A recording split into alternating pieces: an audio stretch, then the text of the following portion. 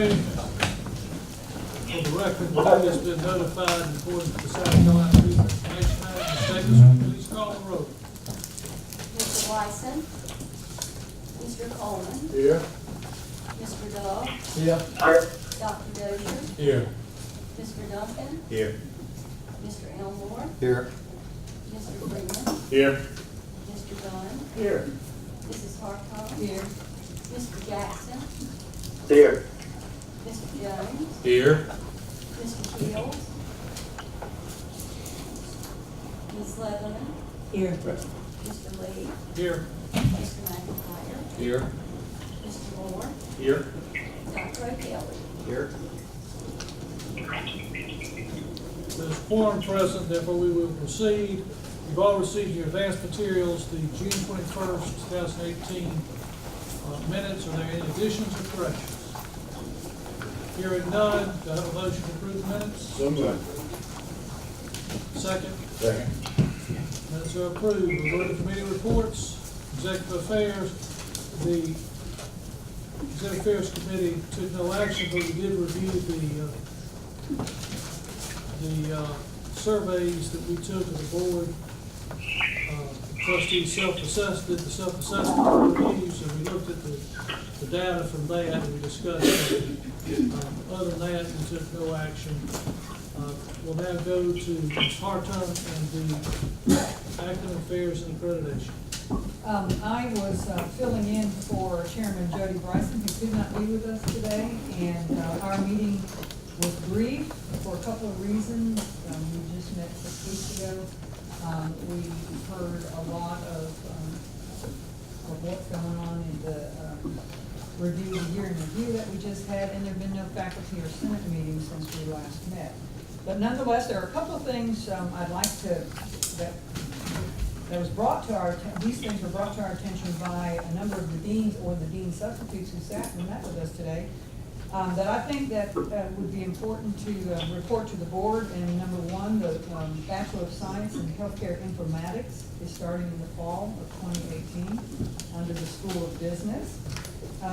In the School of Education, the Master of Education in Teaching and Learning was approved by the Commission on Higher Education earlier this summer, and our first program will begin in the spring of 2018. And this, as you recall, is the alternative path to certifying teachers in South Carolina, and it dovetails in with some of the programs that we're offering right now. And then finally, the Speech Language Pathology, or the SLP program, received its accreditation status of candidate and can admit its first class of 25 students, which will begin in August of 2018.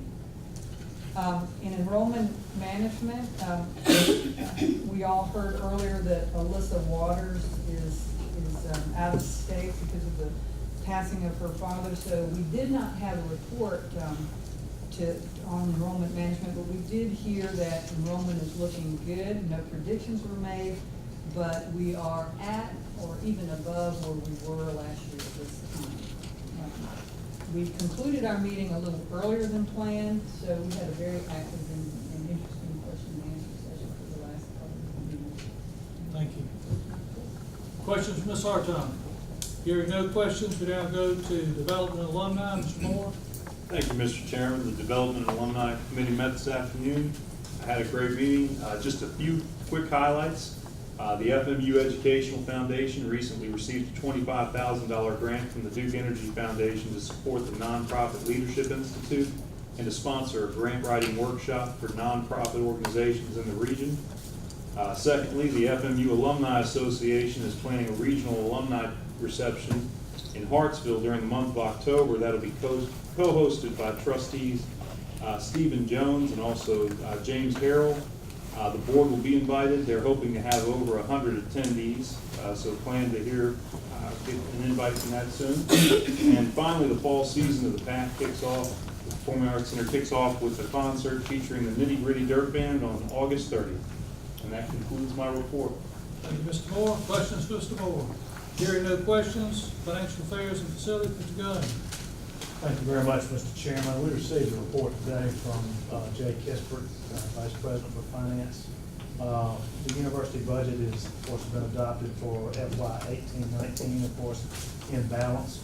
We had an increase of the base operating increase from the General Assembly of $574,113,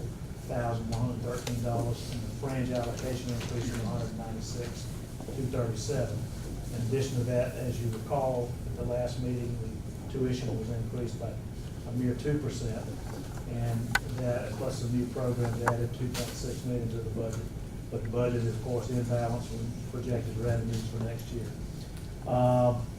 As of this date, the report budget details are still being loaded into the accounting system, and the board will be briefed at the next meeting, which of course is in November, on the progress of that. We finished very strong this year. We're going to carry forward $1.85 million next year. And just as a note, there were several items in the State's Appropriation Act. Capital reserve funding of $3 million for the medical and health education classroom complex. However, there were two items that were vetoed by the governor: the medical and health education complex, $5 million, and some non-recurring appropriation for Honors Learning Center. And those will be dealt with when the General Assembly returns to Columbia. Other than that, I'd say that the state of finances of this university are very strong, as strong as we ever have been. Thank you, Mr. Gunn. Questions, Mr. Gunn? There are no questions, Mr. Gunn. Now go to Student Affairs, that place, Ms. Leatherman. Thank you, Mr. Chairman. Teresa Ramsey first presented to us on student affairs, and as you know, the program they gave was very extensive in everything that they're doing. So they're excited about these new initiatives in the student affairs, and one of those things that's making all that happen for her office is the restructuring of it. She shared with us their organizational chart and their new restructuring. You remember Daphne stood up and did a lot of that presentation. She has moved. She was Dean of Students. She's gone to the Vice President of Student Affairs. And Letitia Brand was the Assistant of Dean, is now the Dean. So a lot of people still think of Dean Ramsey. She's having to let that go and just be the Vice President. So that's all going very well. Leadership FMU is entering its 10th year providing leadership training for students. The student government group that went down to Orlando for training came back very excited, and they're looking at new initiatives regarding procedures and establishing better communications with student body. As far as athletics, Murray Hartford presented to us a review of the student handbook and all that goes with that. He also talked about the fall sports, which you guys have already heard him mention, the ones that are coming in the next couple of weeks and all the work they have to do with that. Soccer, women's soccer, and men's soccer, and cross country. Exciting new news is there's a new person being added to the athletic department, a new staff faculty person, and that's the strength and conditioning coach, which is very much needed. It will be a game changer for the athletic program. Very excited about that. Murray's also always very good at getting out in the community and getting people to come in and help those students too. And there's a previous student here that graduated from here, Carson Nance. I believe he maybe even got his master's in psychology. He's a counselor now working with Dr. David Kahn in the community. He's also got the nutrition certification. And somehow Murray convinced him to come back and talk to all the teams and help them with nutritional counseling, because that's always a big issue for every student, but athletics is even more so, I think. So that's exciting. He's doing that, as well as he's continuing the program on mental health issues, where he has the for coaches and hopefully even faculty, so they can sort of recognize mental health issues, and also help with in the presentation for students and student athletes, sort of to knock down the stigma associated with coming forward and saying I have anxiety issues or that type of thing. So very good work there, Murray and Teresa both. And that's all we have. Thank you, Ms. Leatherman. Questions, Ms. Leatherman? No questions. We'll go to the President's report. Dr. Carter? Mr. Chairman, let me begin by just talking a little bit about our appropriations year. We had an extraordinary appropriations year this year. The university received, in a mix of recurring and non-recurring dollars, almost $11 million. And while it's true that two of those items were vetoed, we'll just have to wait and see how the vetoes work out when the General Assembly reconvenes, and I think probably late September, maybe October. I would be remiss if I didn't acknowledge Senator Leatherman sitting down at the end of the table and everything he did this year to help this university with the appropriations. I would be equally remiss if I didn't acknowledge everything that Senator Leatherman will do to help us with the vetoes in October. Enough said on that issue. This is going to be a unique year for the university coming up. You heard Trustee Hartung's report on academic affairs. We're beginning this coming year 6 brand new academic programs. It's a heavy agenda for this university. 3 of those are graduate programs. 3 of those are undergraduate. In the fall, we'll begin our Master of Speech Language Pathology program. As all of you know, we've worked hard to get that program for the past 3 years. I want to acknowledge the work of Frida Wilson, who's done a wonderful job as director of that program. But I also want to acknowledge Chris Kennedy, who's put out a lot of fires associated with that program. We frequently joke about Chris being the guy who runs around with his fire extinguisher every time there's a problem with the speech therapy program, and Chris has just done a terrific job, as has Ruth. A wonderful dean who has pulled together that health science area so effectively. We'll begin in the fall that Bachelor of Science degree in healthcare informatics, and Kay, I know that the business school's been working on that for the last couple of years. That's going to be a terrific program, not just for our graduates, but for all the hospitals across the region of the state who are going to have benefit of some very, very well-trained graduates from here, helping to structure, order, and analyze their health data in the years ahead. And in the fall, we'll also begin that BA/BS degree in history, which will also have coupled with a teacher certification. We've wanted to do that for a long time. We've talked about that, not simply producing people with BA and BS degrees, but with teaching certification built within it in the event that they choose to go ahead and begin teaching when they graduate. In spring, we'll start the Masters of Education in Teaching and Learning. Tracy, that again is a degree that we've worked on for the past couple of years, the School of Education. I'm proud you guys have brought that forward. That's going to be a terrific addition to the curriculum. We'll also in spring begin that Bachelor of Business Administration with sports management and sports marketing as an emphasis.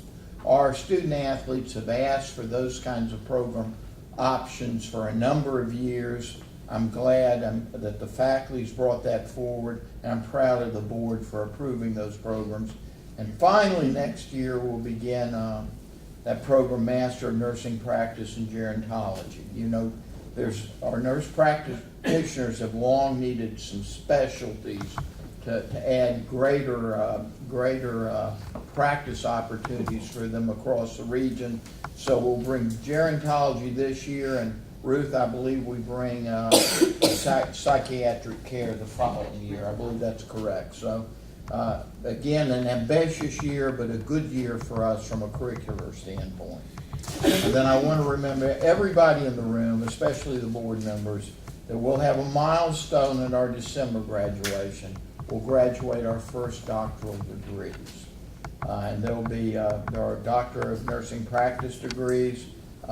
That's going to be a unique achievement for the university, and we'll find a very, very special way to celebrate that graduation. Now let me move on quickly to a topic that's near and dear to my heart, raising money. I hear the groans from my trustees around the table. We will begin and we'll start rolling this out over the next couple of months, a new fundraising campaign that's going to focus exclusively on raising needs-based scholarship money. We're going to call this the First Generation Fund. And the fund will be what its name implies, primarily a fundraising effort to acquire scholarship support for first-generation college students to attend this university, or who will attend this university in the years to come. You know, 40% of our students fall in that category. That's one of the reasons we were created as a university in the PD, to provide educational opportunities for young men and women who wouldn't have it otherwise if they didn't have their own state university. Well, here we are, and nobody in this state, probably few schools in this country, do a better job of recruiting and educating first-generation college students than we do. But here's the deal. They come to us well qualified, well motivated, but they can't get here if they don't have the funding for that door to open as they come in. Some of that funding comes from direct family. We've all seen our graduations. Some of it comes from nieces. Some of it comes from aunts and uncles and grandparents and parents. But more of it needs to come from us. We need to help them get here. So this fund will be focused on providing that support. And you know the wonderful thing about this fund, it's large enough so that everybody can make a contribution. Trustees, faculty, staff, administrators, alumni, the public, there's plenty of room and plenty of seats for people to take relative to supporting that fund. So I won't beat you any more on this one, other than to say you're going to hear a lot more from all of us about the First Generation Fund. So we can do it the hard way or the easy way. The easy way is let's think about giving up front, okay? So we'll be back in touch with you on that. Finally, let me sum up, Mr. Chairman, by saying the university's in fine shape. Academically, financially, in large part due to the fine work of the 500 men and women who comprise the faculty and staff here. Don't you forget for a second that those are the men and women who have acquired our reputation, preserve our quality, and make this place so stable in terms of an institution. That's the end of my report, Mr. Chairman. Thank you, Dr. Carter. Question for Dr. Carter. Got a question for Dr. Carter. Unfinished business. I'm not aware of any unfinished business. We go to new business. The only item there is the agency head review. Questionnaire is due. Dr. Wages in property. It's due in August. Dr. Wages is working on preparing that. If you have comments on that, that's on Dr. Carter's performance. And it goes in and affects his compensation. If you want to comment on that, please contact her. Otherwise, we'll move forward. We now come to the executive session. We need to go into executive session to discuss a personnel matter. Do I have a motion? Second. Okay. We will now go into executive session to discuss a personnel matter. The board went into executive session to discuss personnel matter. No action was taken in the executive session. We're now back in the general board meetings. McIntyre, do you have a motion, please? Yes, Mr. Chairman, I'd like to make a motion that President Carter's employment agreement, which runs through 2020, be extended until July 2023. And on behalf of the board, I think this signifies that the board approves very strongly the direction the university's been going under Dr. Carter's leadership, and we just look forward to continuing that moving to 2023. Have a second. Second by Mr. Gunn. Ms. Davis, call the roll, please. Mr. Bryson? Mr. Coleman? I approve. Mr. Dove? I approve. Dr. Devier? Yes. Mr. Duncan? Aye. Mr. Elmore? Yes. Mr. Freeman? I approve. Mr. Dunn? Yes. Mrs. Sutton? Approve. Mr. Jackson? Approved. Mr. Jones? Approve. Mr. Keels? Ms. Leatherman? Approve. Mr. Lee? Yes. Mr. McIntyre? Approve. Mr. Moore? I approve. And Dr. O'Kelly? Yes. Vote is unanimous, all those attending. Therefore, the board will extend the contract of Dr. Carter till July 1st of 2023. Is there any other business? There being no other business, we will stand adjourned.